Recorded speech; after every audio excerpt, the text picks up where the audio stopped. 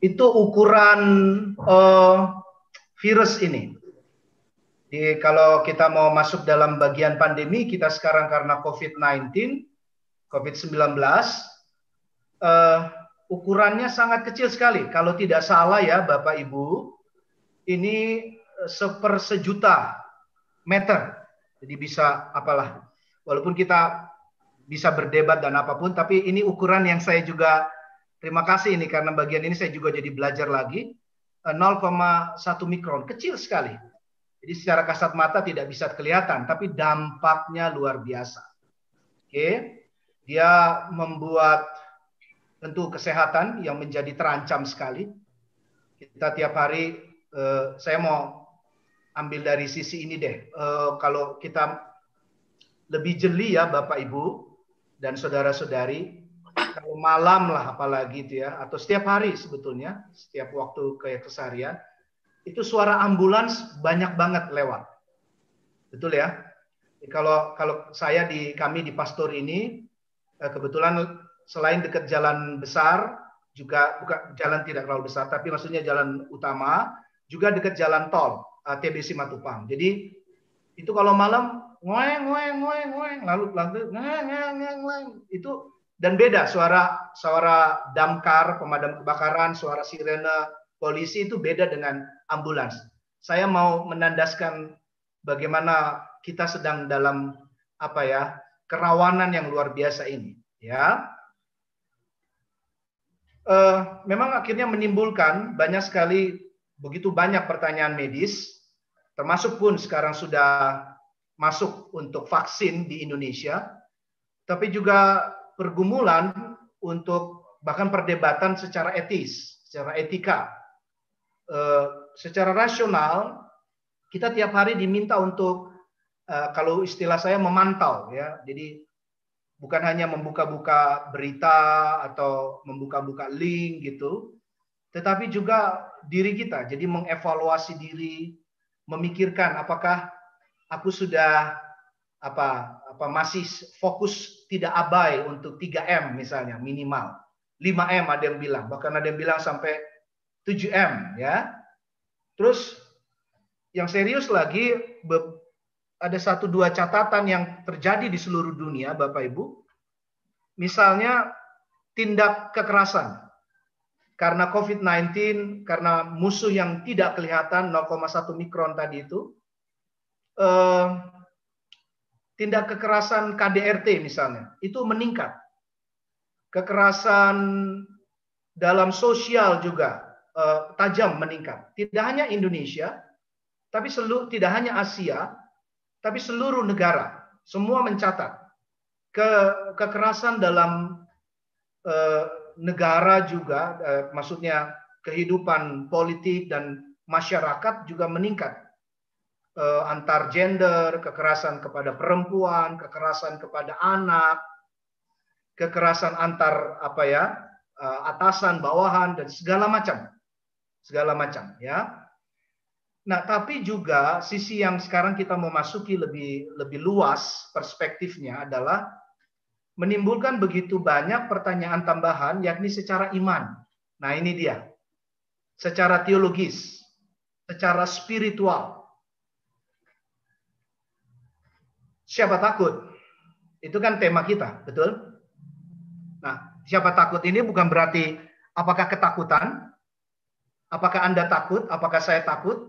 Saya rasa bukan sekedar itu, kan tema ini dipilih oleh majelis bidang untuk teologi dan pembinaan teologi, oleh tim juga yang sudah, ya, beberapa waktu saya pribadi sudah diundang untuk terlibat untuk banyak hal. Terima kasih untuk majelis bidang bagian ini, ya, Bu Elizabeth, kepada Bu siapa lagi, Andriati, ya, kepada host juga semua, pada Pak Tohom, terima kasih, Pak Wir juga datang.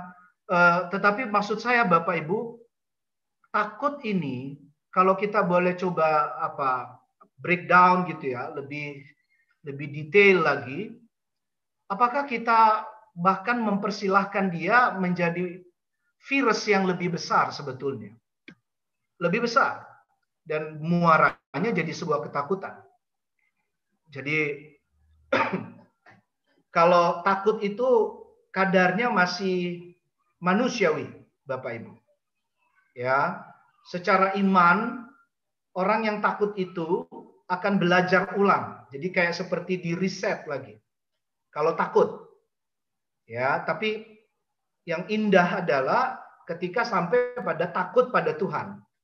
Tapi tidak ketakutan karena tidak ada term atau ajaran secara iman, secara spiritual, secara teologis yang menyebutkan kita ketakutan pada Tuhan. Bisa ngerti? Kita selalu sebutkan takut pada Tuhan, bukan ketakutan pada Tuhan. Itu beda sekali. Ya. Jadi apakah menghadapi musuh yang tidak kelihatan ini sadar tidak sadar, langsung tidak langsung kita sampai di titik mengisi hari kita dengan ketakutan. Ini gambar di India kalau tidak salah.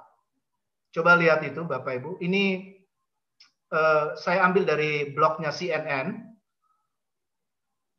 Tempat perawatan para penderita yang terpapar, ya, yang terbesar di dunia. Jadi coba bayangkan, ini baru satu sisi, baru satu sudut yang terpotret begitu ya. Bagaimana jadi bisa terlihat, kita bisa melihatnya mungkin banyak hal. Nah, untuk ini saya minta ada 2 atau 3 deh respons gitu ya supaya kita masuk lebih hangat gitu, lebih hangat dalam sharing pembicaraan PTJ kita ya pada saat ini.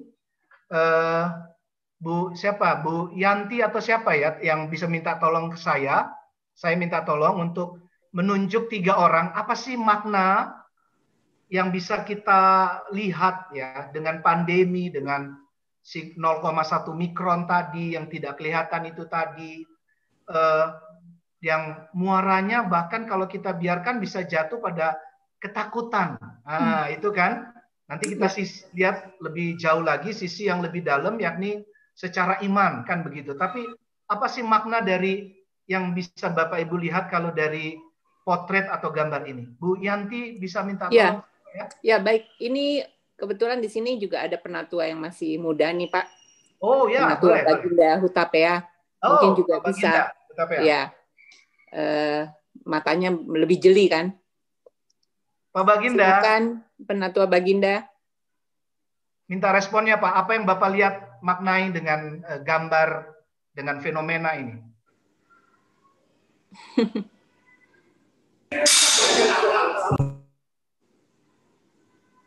Ya, silakan. Penatua Baginda. Di unmute dulu. Halo, mohon maaf. Mohon maaf karena saya masih di luar jadi nggak ini munculin video. Oke, nggak apa-apa. Ini tapi harus dari gambar ini ya responnya ya Pak? Harus. Nggak supaya seragam aja. Bagaimana dengan makna yang bisa Bapak tangkap? Ini gambarnya ini tempat tidurnya kosong semua ya kalau yang saya lihat. Berarti sepertinya mereka sudah mempersiapkan untuk kasus kedepannya yang akan meledak dan lebih banyak lagi gitu ya. Jadi mereka sebagai bentuk persiapan. Jadi kayak udah tahu nih kayaknya masyarakat India nih bakal bandel mungkin. Lalu kedepannya bakal lebih hebat lagi kasusnya, jadi mereka mempersiapkan. Tapi kalau boleh saya tambah sedikit, tadi saya setuju sih Pak yang dibilang bahwa rasa takut itu adalah kalau menurut saya adalah sesuatu yang wajar dan manusiawi gitu. Justru dengan rasa takut itu ada semacam alarm atau pengingat bagi kita supaya kita nggak sembrono di dalam menjalani kehidupan ini. Tapi tentu, tapi tentunya ya kadar rasa takut itu yang perlu kita jaga dan kontrol supaya jangan menguasai kehidupan kita dan jadi kita terbelenggu dalam segala ketakutan ya. Betul ya. Makasih Pak. Keren. Orang kedua Bu Yanti. Iya, ini kebetulan ada Ketua Mabit PJ juga. Penatua Errol, boleh? Silakan. Terima kasih Pak Lusindo sudah tidak bosan-bosannya melayani kami. Siap Pak Errol, silakan Pak Errol. Apa pemaknaan Bapak Pak? Bisa share pada Saya kami. pikir saya kasih karena Ibu Yanti itu mulai dengan yang paling muda. Wah, gua nggak nyampe. Karena ada yang paling tua di sini, Pak Bobi. Gua di tengah-tengah, nggak dapat gua. Oke, lihat foto tadi. Komentar saya langsung. Wow, kalau GK Kebayoran Baru punya seperti itu. Itu saja. Kami di Satgas butuh itu semua. Oh, Pak Errol, boleh sharing dikit soal Satgas, Pak? Satgas GKI Kebayoran Baru. Sedikit aja, Pak. Boleh. Oh, oke. Ya, kami karena permintaan umat, jadi itu bukan ide majelis, itu pure ide umat, ya. Berteriak-teriak, kita semua galau, bingung, ya. Government juga kan bingung gitu. Akhirnya bikin Satgas. Bikin Satgas, kita copy paste kan, kita kan paling jago Pak Lusindo. Tahun lalu ya copy paste aja, naikin sesuai inflasi 10% lah, kan gitu terus ya. Nah, kita copy paste dari gereja-gereja lain gitu loh. Ya. Nah, dari copy paste itu kami dapat 4 hal. Yang pertama, orang butuh informasi. Orang butuh informasi. Apa sih tadi itu? Apa sih COVID? Gimana sih kalau kena, kalau nggak kena gimana gitu ya, informasi. Kedua, butuh spiritual. Ya. Keempat, butuh dokter. Ketiga maksudnya, Pak? Sorry. Iya, Pak. Saya tes, Pak. Kan saya nunjuknya di sini, Pak. Oke. Ya, Pero. Ya, butuh dokter. Dokter. Ya, keempat, butuh tindakan nyata. Tindakan nyata ini banyak, Pak. Betul. Karena di lapangan, setelah nih 1 bulan, 21 Desember diketok sama majelis, kita jalan sekarang tanggal berapa? 22 ya? 23. 23. Jadi kita baru 1 bulan lebih 3 hari berjalan. 4 hal yang terjadi di lapangan. Ya. 1, orang sakit. COVID tentunya ya. Kalau yang lain-lain ya plus. Nomor 2, orang tidak punya uang, Pak. Bukan karena dipecat, Pak Lusindo. Ya. Tapi karena PHK, ya. Bukan, Pak. Kalau PHK masih mending, Pak. Kantornya bubar. Wow, ya betul. Gerejanya bubar. Nggak bisa kerja di gereja lagi. Ya. Jelas nggak punya uang karena itu. Nggak bisa makan, Pak. Ya. Ya karena nggak punya uang kan. Ya. Keempat, nggak punya rumah, Pak Lusindo. Wow. Oke. Dan ini bukan, yang saya mau ingatkan, ini bukan orang yang kita namakan selama ini prasejahtera. Bukan. Itu orang-orang kayak saya, tiba-tiba tidak punya kantor lagi. Ya. Saya tidak bisa lagi sewa apartemen di Senopati. Keluarlah. Ya. Carilah. Gitu loh. Dengan duit yang ada. Duit yang ada habis, ya selesai. Paling minta sama family kan, bantu-bantu dong nih kita sekeluarga nggak bisa lagi punya tempat tinggal. Nah, Satgas mencoba menangani semua itu. Di situ Satgas bilang kami tidak mampu. Kami tidak mampu. Itu sebabnya saya meminta kepada semua jemaat untuk itemin ini, Pak. Sujud tiap hari. Minta kepada Allah bagaimana jalan keluarnya. Dan puji Tuhan dikasih. Puji Tuhan. Seperti yang Pak Lusindo akan sampaikan ini, kita diberikan bahwa kita tidak sendiri, ada Tuhan Allah. Tuh tadi ada syukuran awal tahun di wilayah saya, wilayah 1. Ya, pendeta Janu dan pendeta Woro mengatakan Tuhan menciptakan kita tidak sembarangan. Gitu. Nah, itu menguatkan, sungguh-sungguh menguatkan karena yang kita hadapi di lapangan adalah Pak Lusindo. Terima kasih. Satu lagi ya Terus Pak Pendeta. Melayani Pak Errol. Keren. Oh, satu lagi. Monggo. Terima kasih satu Pak Errol. Boleh ya? Oke, satu lagi ini. Boleh Pak Bu Yanti. Ini juga kebetulan pendeta saya berulang tahun hari ini. Dan join juga hari ini, Pak. Siapa? Pendeta Janu. Siapa? Pendeta Janu, Pak. Oh, Pak Janu. Iya, Pendeta Janu. Oh, kalau tidak salah kemarin Pendeta Woro juga ya? Iya. Silahkan Pendeta Yano. Ya, selamat sore. Kita agak habis juga, kita banyak yang ulang tahun. Selamat sore Bapak Ibu. Pak Yano, happy birthday. Tuhan Thank berkati you so Pak much. Yano, sehat, Halo, Ibu. bahagia. Ya, puji Tuhan sehat. Yes, yes. Aduh, matur nuwun sangat. Senang ini ketemu di sini. Monggo, monggo Pak Yano, bisa Iya. kasih dikit Pak makna tentang pandemi dan khususnya mantul dari bagian potret ini. Iya. Keadaan umat kita. Pandemi ini saya rasa mengubah seluruh tatanan kehidupan kita ya. Ya, ya. Mengubah tatanan kehidupan kita. Artinya kalau dulu kondisinya oke-oke saja, kita mungkin kepedulian kita bisa sedikit dimatikan mungkin. Tetapi saat ini nampaknya nggak bisa lagi gitu. Ya. Nampaknya tidak bisa lagi dan kita harus saling bergandeng tangan di dalam kasih untuk terus saling menopang satu dengan yang lain. Amin. Nah, Setuju, ini yang saya lihat ini adalah persiapan yang luar biasa bagaimana berbahayanya COVID kira-kira. Ya. Dan saya baru saja melihat berita televisi pemakaman di Srengseng Sawah yang baru dipersiapkan 9 hari yang lalu itu sekarang ini tinggal 11 petak, coba bayangkan. Ya. Artinya betapa cepat dan bahayanya COVID ini gitu. Ya. Disitulah kita harus membuka hati, membuka mata untuk saling bergandeng tangan. Ya. Tadi di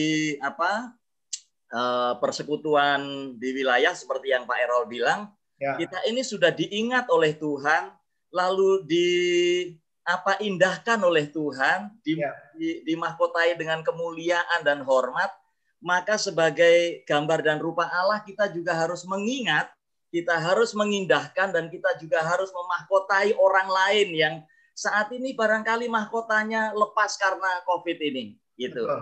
Mengangkat mereka menjadi makhluk atau ciptaan yang memiliki kembali kemuliaan dan kehormatan Allah itu.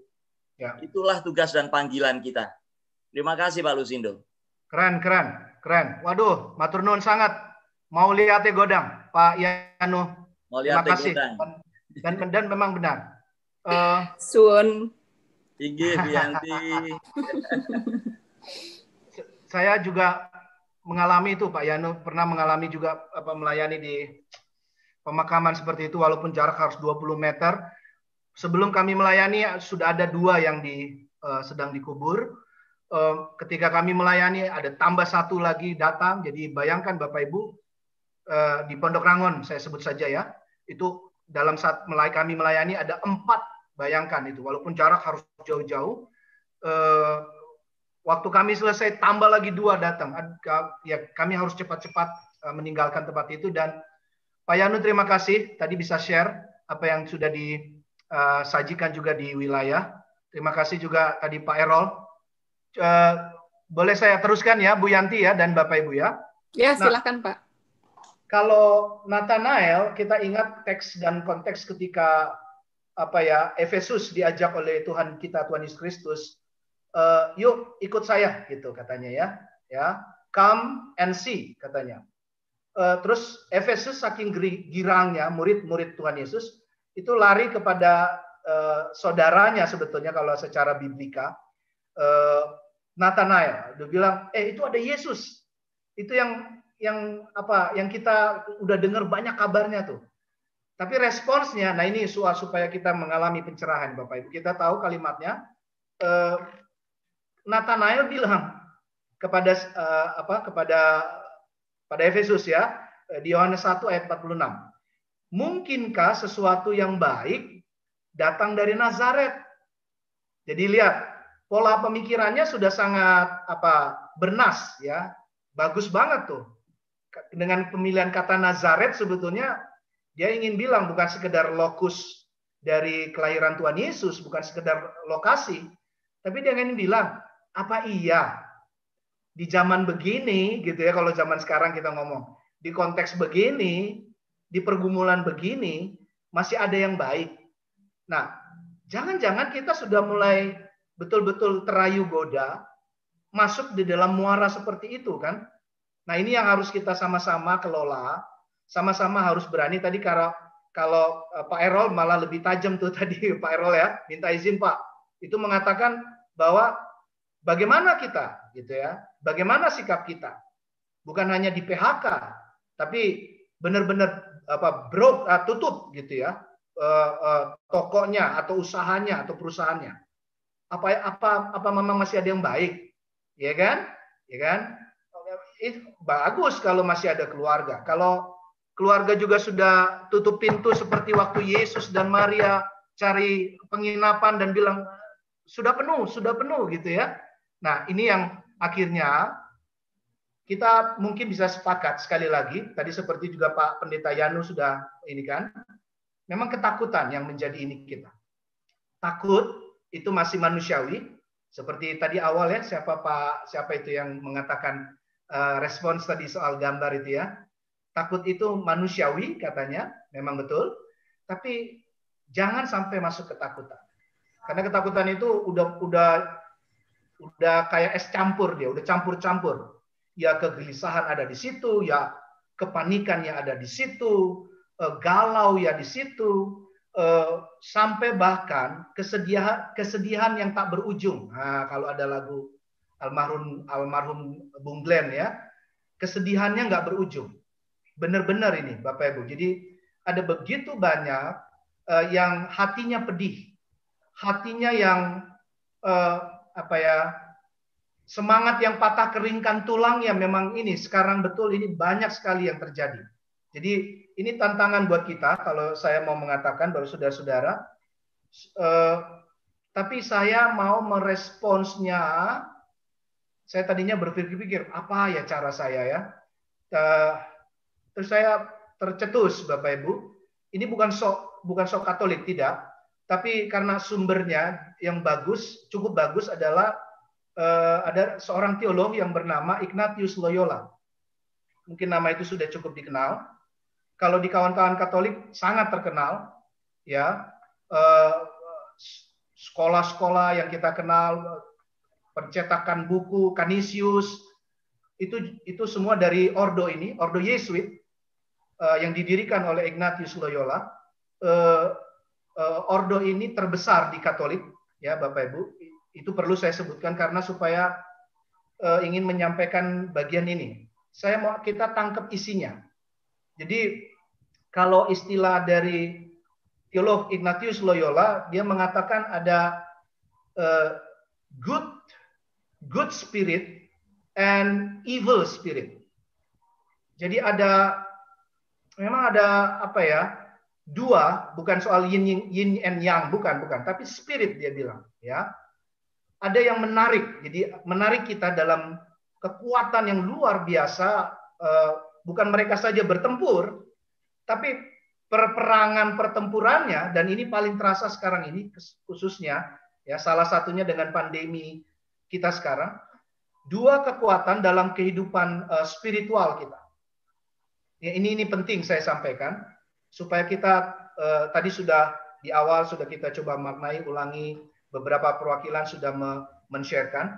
Ada dua kekuatan dalam kehidupan batin kita yang menarik kita ke arah Tuhan. Ya, ini yang mau kita sama-sama perjuangkan kan dengan Mabit dan PTJ ini, juga seluruh ibadah-ibadah dan pelayanan kita. Tetapi juga yang evil spirit gitu ya. Kuasa jahat, kuasa roh gelap itu ini sekali lagi yang terbesar pertama kali Ignatius Loyola yang menjembrengkan ini. Dia bilang ini betul-betul dia akan terus mencoba supaya kita makin jauh dan makin jauh dan makin jauh dari Tuhan. Ya, supaya orang-orang percaya, semua orang juga itu makin tidak percaya sama Tuhan, tidak hidup di dalam Tuhan. Indikasinya kalau dalam satu buku yang terkenal yaitu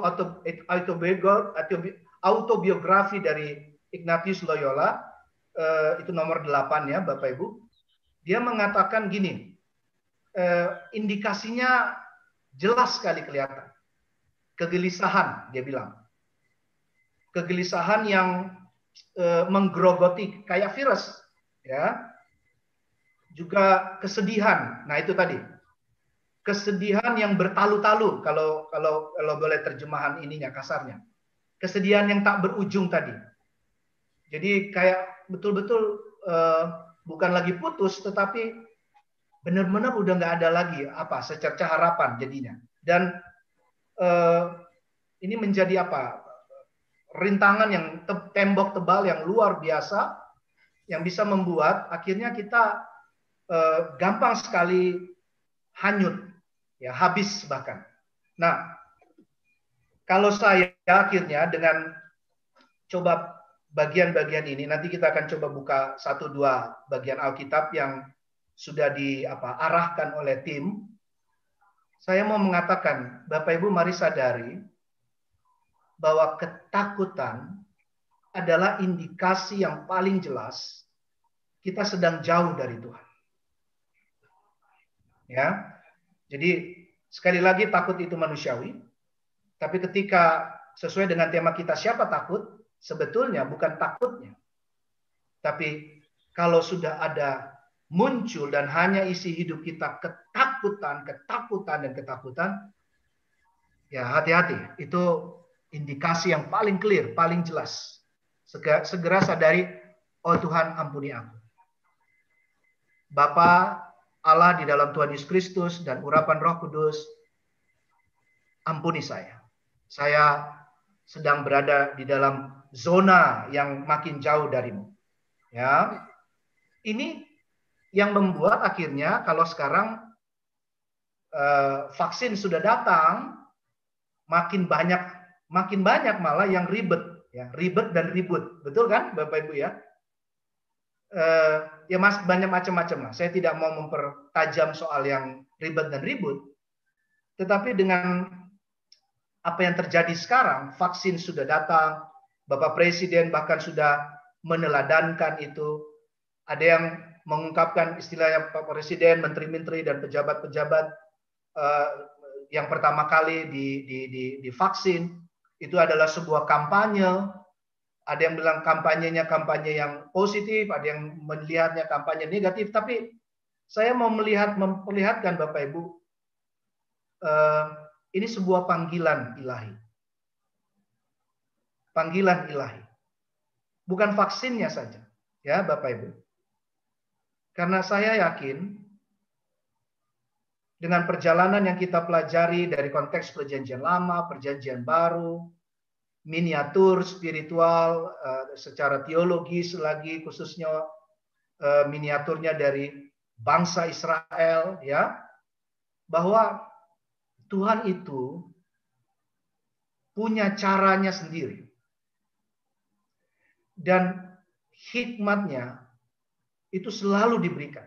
Kalau pemazmur bahkan pengamsal, ya, dari Daud kemudian berlanjut kepada Salomo, dia selalu mengingatkan kita, pengetahuan bisa dikejar. Pengetahuan bisa dikejar. Tapi hikmat itu datangnya dari Tuhan.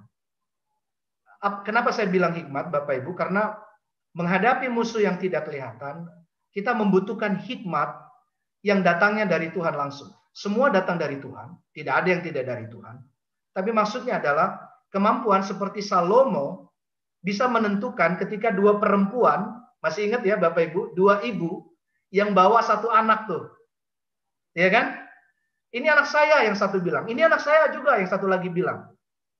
Salomo bilang apa Bapak Ibu? Dia bilang begini, ambil pedang, bener kan? Ambil pedang. Terus belah anak itu. Oke, akhirnya kita tahu siapa sesungguhnya, ya kan? Yang benar-benar ibu kandung dari anak tersebut. Karena yang satu bilang, jangan raja. Jangankan membunuh, jangan sakiti anak ini. Tapi yang satu bilang, ya udah potong aja. Bisa mengerti maksud saya ya Bapak Ibu. Jadi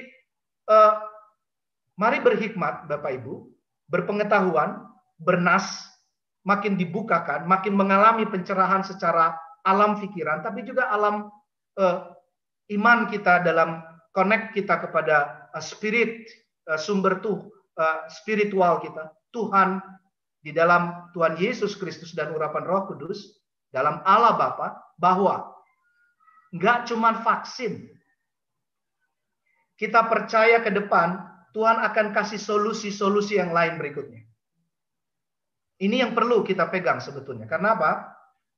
Panggilan ilahi kita, Bapak Ibu Saudara-saudara, adalah, saya mau tegaskan di sini. Walaupun mungkin Bapak-Bapak Pendeta, Pak Wir, Pak Lagi, Pak Tohom, Pak Yanu, ya, dan yang lain-lain, itu mungkin sudah mengatakan, Bapak Ibu juga sudah sering membaca atau mengatakan pada yang lain. Bapak Ibu, aminkan, imankan. COVID-19 itu bukan aib. Yang terpapar itu bukan sebuah hukuman. Nah, ini penting. Supaya kita sama-sama mengenal siapa musuh kita ini. Betul? Supaya kita benar-benar bisa menang dari berbagai pergumulan dan perjuangan. Sekali lagi, pergumulan dan perjuangan kita. Bukan aib dan juga bukan hukuman. Yohanes 9 ayat 2 dan 3, saya agak loncat-loncat ya, minta maaf, minta izin. Tapi kita tangkap intisarinya dan linknya ya, tautannya, kalau bahasa Facebook tautan, sambungannya. Itu kan waktu Yesus menyembuhkan ada seorang yang buta sejak kecil loh. Ini nggak main-main. Sejak lahir. Alkitab secara teks mengatakan jelas, clear. Secara tekstual. Sejak lahir dia buta. Jadi bukan sekedar waktu perjalanan karena pandemi, bisa mengerti maksud saya. Ini untuk supaya kita dicerahkan. Tapi waktu sejak lahir, ya, dia sudah buta. Nah, murid-muridnya bertanya, ya kan? Ini sudah sangat kita kenal. Tapi izinkan saya minta tolong satu orang dari Mabit gitu ya, yang bisa baca bagian ini. Terbaca ya Bapak Ibu. Tapi minta tolong salah seorang dari Mabit bantu saya bisa baca ini. Ayat 2 terbaca. Dari Yohanes 9.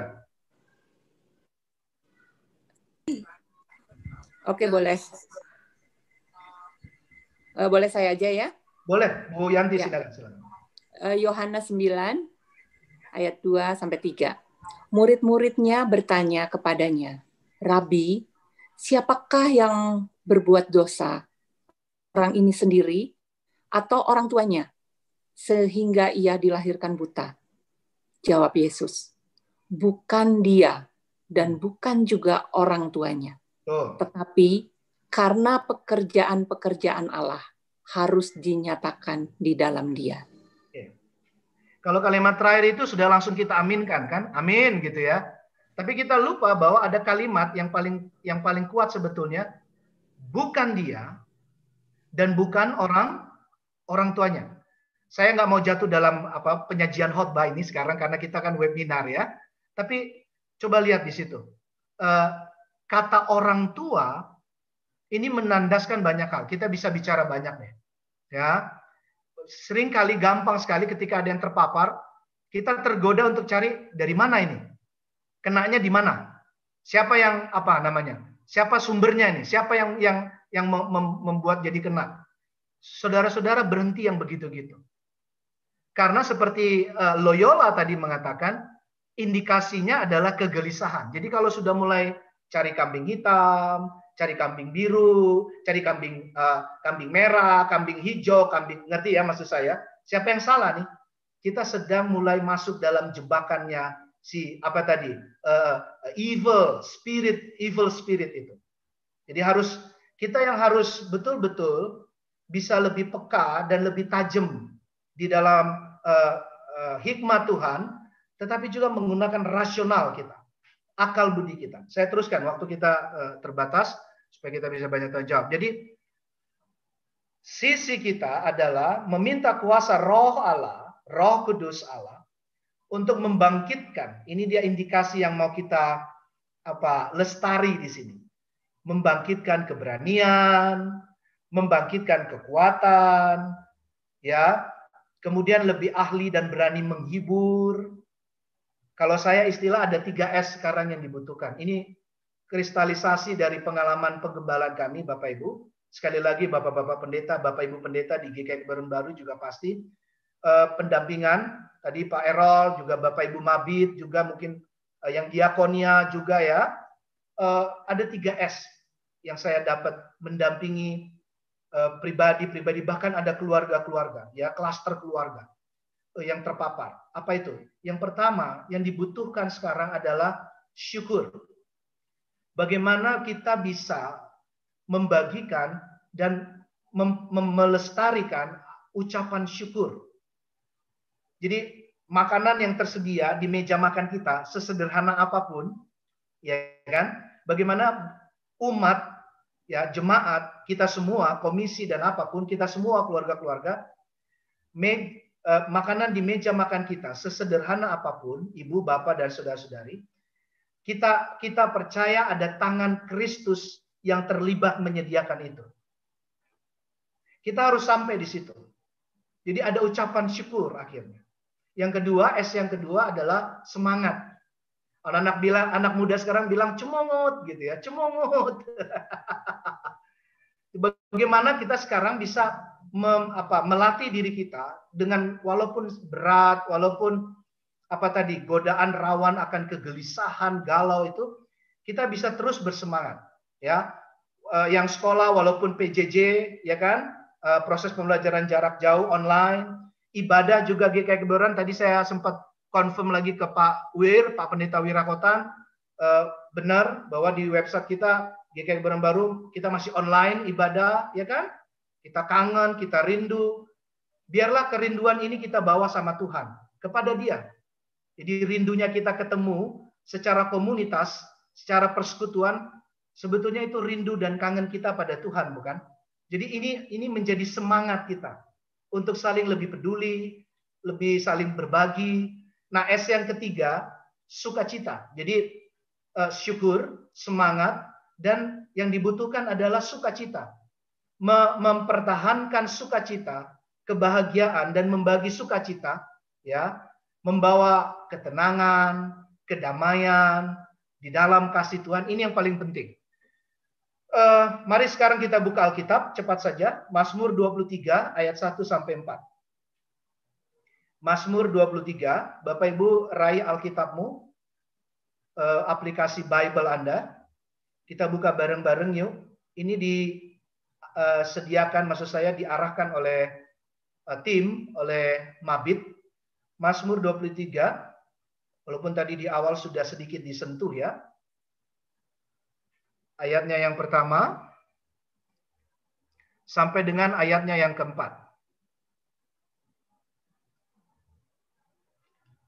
Kali ini saya minta tolong banget peserta atau yang hadir. Bu Yanti bisa menunjuk? Ibu atau mungkin Bapak bisa silakan. dibantu Pak Budi Kristanto.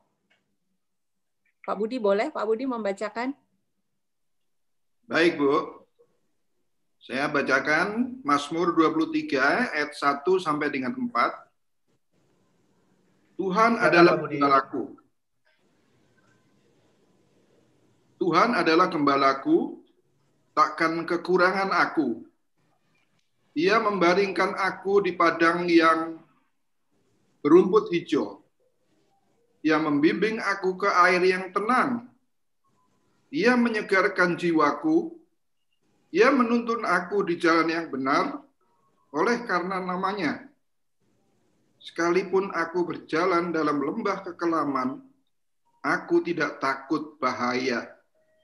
Sebab Engkau besertaku, gadamu dan tongkatmu itulah yang menghibur aku.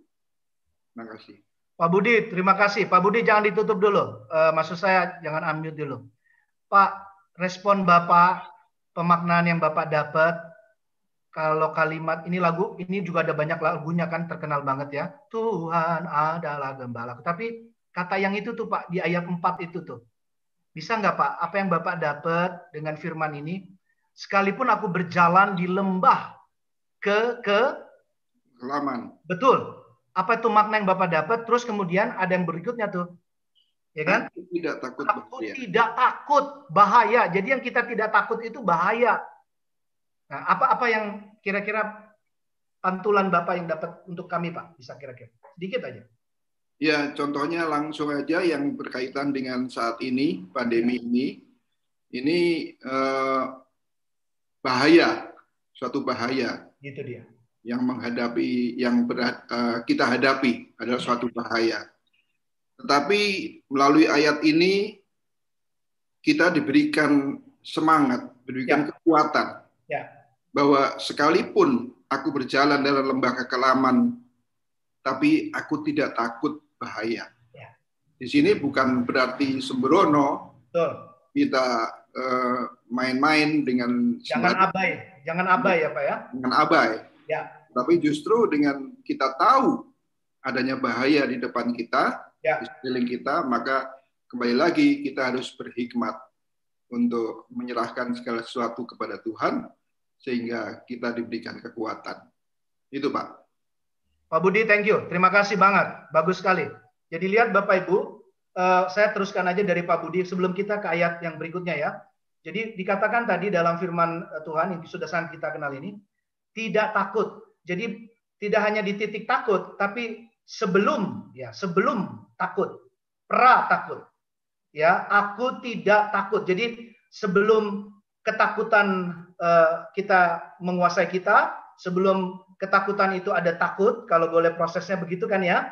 Nah, kalimat firman Tuhan ini sebelum pintu gerbang takut. Artinya apa? Dengan kalimat sekalipun aku berjalan di dalam kekelaman tadi, Pak Budi udah bacain buat kita sekali lagi. Nah, kekelaman itu kan lebih gelap, ya lebih pekat daripada gelap. Jadi menguasai betul. Nah, maksudnya aku di sini kan jadi Bapak Ibu, kalau dalam penafsiran dan juga dalam homiletika, saya cukup mendalami homiletika, eksegese juga dalam baca Alkitab. Jadi kalau ada kata aku, ya baik A yang besar maupun yang A besar adalah Tuhan tentu, tapi pemaknaan refleksinya, khususnya untuk A yang kecil, aku, itu artinya juga maksudnya kita. Bisa ngerti ya Bapak Ibu? Jadi bukan egois kita, bukan egois saya. Jadi aku tidak takut bahaya artinya kita nggak takut bahaya. Kita nggak takut, kita tidak boleh masuk sampai dalam titik hidup dalam hanya takut dan akhirnya jatuh pada ketakutan. Ayat berikutnya, 1 Petrus 5. Tadi konteks perjanjian lama, kita cepat saja ke konteks perjanjian baru. 1 Petrus 5 ayat 8 sampai 10. Bu Yanti, kalau boleh seorang perempuan, ibu. Ya, boleh Pak. Ibu Ria, boleh Ibu Ria? Siapa Bu? Ibu Ria Tumbalaka ini senior saya. Oh. Ayat 1 Petrus 5 ayat 8 ya. Sampai 10. Sadarlah dan berjaga-jagalah, lawanmu si iblis berjalan keliling sama seperti singa yang mengaum-ngaum dan mencari orang yang dapat ditelannya. Lawanlah dia dengan iman yang teguh, sebab kamu tahu bahwa semua saudaramu di seluruh dunia menanggung penderitaan yang sama. Dan Allah sumber segala kasih karunia yang telah memanggil kamu dalam Kristus kepada kemuliaannya yang kekal akan melengkapi, meneguhkan, menguatkan, dan mengokohkan kamu. Mengokohkan kamu sesudah kamu menderita seketika lamanya. Bu Dameria, dengan izin, dengan hormat kami, Bu, sama seperti tadi ke Pak Budi ya, Bu Dameria, Bapak Ibu sekalian, kita coba fokus ke ayat 9, coba kita lihat. Itu ada kata yang menarik di sana, ini secara pemaknaan teologis dan imannya, dan rasional juga, lawanlah, gitu ya Bu ya, lawanlah dia dengan iman yang teguh, gitu kan? Terus dikatakan baru setelah bahwa nggak cuma lo, nggak cuma kamu yang menderita itu, tapi banyak orang lain. Ini kan kalau Ibu dapatnya apa nih Bu? Dengan kata lawanlah dia dengan iman yang teguh. Iya, kita tahu bahwa Allah kita jauh lebih besar dari segala virus, dari segala hal yang kita hadapi. Kalau kita sungguh-sungguh beriman bersama Dia, kita akan melawan semua itu. Walaupun mungkin ada saudara yang meninggal bukan berarti dia kalah ya. Betul. Bukan berarti dia kalah, tapi ya Tuhan izinkan itu pasti ada segala yang sesuatu yang Tuhan rencanakan di dalam kehidupan keluarganya. Jadi di sini memang kita harus melawan dengan iman kita yang teguh, dan kita tahu bahwa penderitaan sekarang ini di seluruh dunia.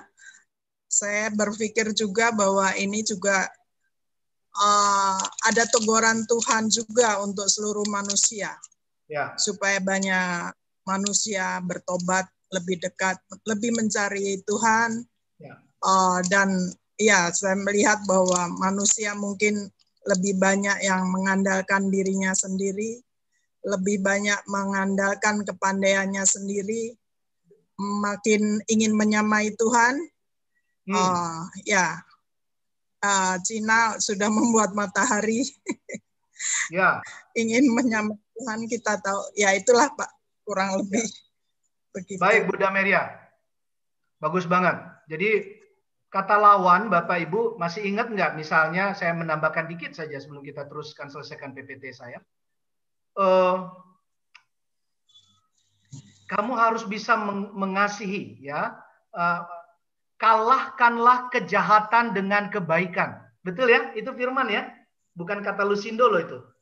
Seringkali kita lebih dibikin lembut katanya sih, diplomatisin gitu deh ya. Katanya hadapilah kejahatan dengan kebaikan. Enggak. Teksnya Bapak Ibu dan terjemahannya itu persis seperti 1 Petrus 5 ini. Tadi ayat 9 tadi yang Bu Dameria membaca buat kita. Lawan. Ini bukan sok-sok pokoknya lawan, konyol gitu. Enggak, bukan. Tadi kata Pak Budi, jangan abai. Ya kan? Saya sebagai salah seorang rohaniawan bersama Bapak-bapak dan Ibu pendeta lain yang juga hadir, juga kita semua pelayan-pelayan Tuhan, yuk saling ingetin. Ya, kalau beriman justru harus 3M minimal itu. Pakai masker, ya kan? Itu justru beriman. Ya kan gitu. Menjaga jarak, physical distancing, justru itu beriman. Ya kan? Kita kan GKI, GKJ, juga gereja-gereja kan biasanya kalau dulu kan pokoknya ketemu cipika-cipiki gitu. Ya kan? Pokoknya pokoknya kasih itu harus betul, dan itu kita rindu. Kami dari perspektif pendeta pun kita rindu untuk boleh berangkulan ya, bercipika-cipiki. Tapi kalau sekarang kan kita harus bisa menguasai diri dulu untuk keselamatan diri sendiri, tapi keselamatan juga semua. Kalau tadi istilah Bu Dameria, ini pergumulan global. Bukan hanya Jakarta, bukan hanya Indonesia, dunia ya. Juga seringlah mencuci tangan. Kita harus bisa saling tegur diri sendiri, tapi juga saling menegur anggota keluarga lah, khususnya yang terdekat. Kalau udah mulai malas-malas cuci tangan, betul? Ada yang sampai bahkan bilang, aduh cuci tangan lagi. Aduh physical distancing lagi. Aduh masker lagi. Berhenti, jangan. Itu dia tuh. Itu muncul lagi tuh dia tuh evil spirit itu. Musuh yang gak kelihatan itu ya, itu muncul lagi kalau kita kasih celah yang begitu-begitu. Bahkan izinkan, ini momen mahal, saya mau pakai Bapak Ibu sebelum kita lanjut sebentar. Kalau nanti pandemi udah selesai, terpuji nama Tuhan ya, tepat waktunya, indah pada waktunya, Bapak Ibu, kami sebagai pendeta, salah seorang pendeta kami semua para rohaniawan, mari yuk terusin pola hidup ya. Kalau dikatakan new normal, pola hidup yang udah baik ini, yang steril, yang menjaga kesehatan, kita lanjutin yuk. Jangan sampai kita balik lagi. Setuju ya, saya rasa ya. Oke, kita terima kasih Bu Dameria, jadi juga yang tadi lain-lain. Nah, ini yang akhirnya kita bisa mengaminkan kalimat firman Tuhan. Ini agak loncat lagi. Di Matius 14 ayat 27. Waktu Tuhan Yesus bilang sama murid-murid, Langsung saja maknanya sama kita deh sekarang.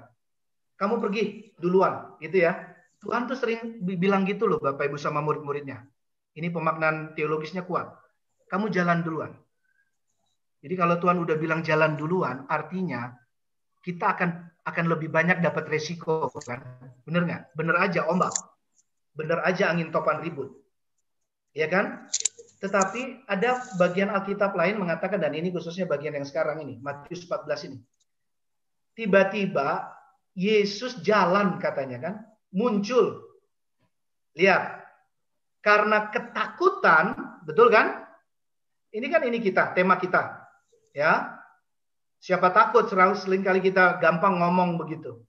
Padahal hati-hati, yang sering kali bilang siapa takut, justru dia yang gampang takut loh. Bener, ini real aja. Kenapa? Petrus. Betul? Petrus. Jadi gini, murid-murid ketakutan, lalu mereka pada bilang, itu hantu. Tuhan. Bisa ngerti apa yang saya sedang bolak-balik Bapak Ibu? Iya. Ya. Ketika Petrus bilang, "Guru, Rabuni, Tuhan, izinkan dong aku datang," gitu ya. Berjalan di atas air menuju padamu. Tuhan cuma bilang kalimat sederhana kan? Ini Alkitab. Teks Alkitab mengatakan, "Datanglah." Jadi Bapak Ibu, di pandemi ini Tuhan mau bilang, tadi betul Bu Dame, kita sebetulnya sedang, yaitu tadi panggilan ilahi, datanglah. Ya, tapi sempat datang nggak Petrus, Bapak Ibu? Nggak usah dijawab aja sambil di mute. Ya, datang, dia jalan di atas air.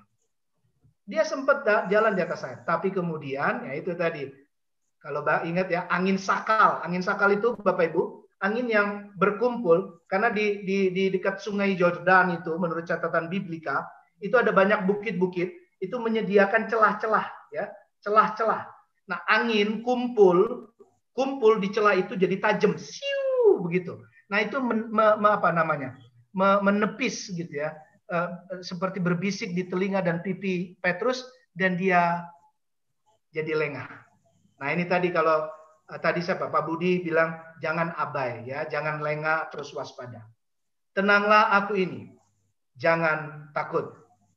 Ini saya temukan di website kita. Saya cuma mau tampilkan ini. Ya, ada 2 pertanyaan. Jawab aja dalam hati pikiran supaya kita nanti lanjut dengan tanya jawab.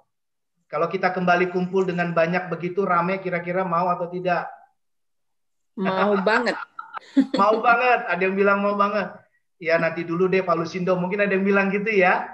Ya. Ya ini juga akan menjadi tugas kita bersama, tantangan kita ke depan. Ya. Tapi apa? Itu harus jadi doa kita dari hari ini. Ya, Bapak Ibu. Tuhan berkati GKI Kebayoran Baru. Tuhan memberkati gereja-gereja Tuhan. Tuhan berkati domisili RT RW dari di mana ibu bapak semua, ya. 3M sudah kita tahu ini.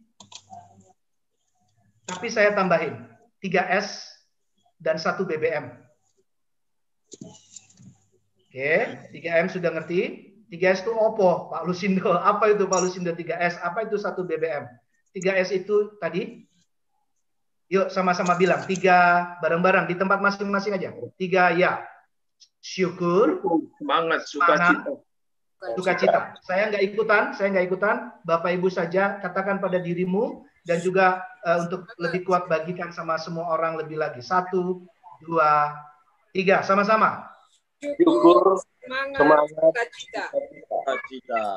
Oke, yang satu lagi adalah BBM, ya, berserah bukan menyerah. Oke, sama-sama bilang berserah bukan menyerah. Berserah bukan menyerah. Baik, sekarang izinkan saya ajak kita semua unmute. Bisa semua unmute Bapak Ibu? Nggak semua video dinyalain, nggak apa-apa. Ya, nggak apa-apa video nggak dinyalain. Tapi unmute, bisa unmute semua. Saya tahu kelemahan online ini Zoom, ada yang duluan, ada yang belakangan gitu ya.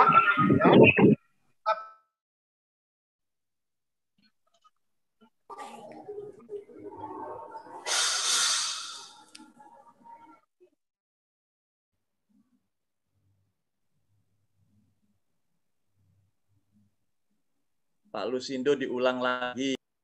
Host, tolong jangan di-mute. Host.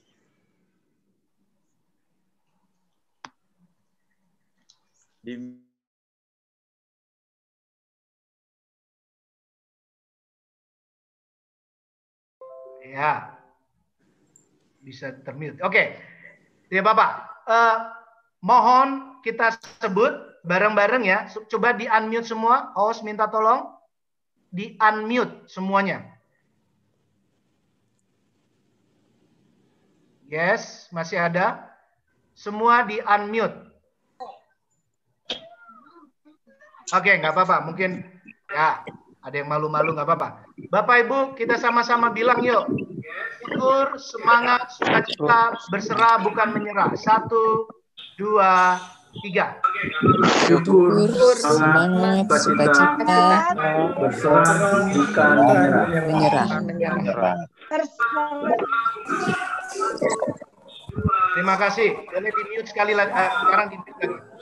Ini lukisan dari salah seorang jemaat kami. Saya Pak Lusindo di unmute dulu, Pak. Ya, itu termute sendiri. Baik, terima kasih host. Ini hasil dari salah seorang jemaat. Kalau kita sudah bisa tadi 3M, 3S dan juga 1 BBM, maka kita bisa obat yang berikutnya adalah menghasilkan. Ya, Bapak Ibu. Ayo mari menghasilkan. Ini lukisan. Mungkin ada yang tiba-tiba bisa jadi koki yang handal di pandemi ini. Ya, bisa jago masak, ada yang bertanam, ada yang bisa menjahit, dan macam-macam. Ini untuk bagian ada yang memasak juga ya.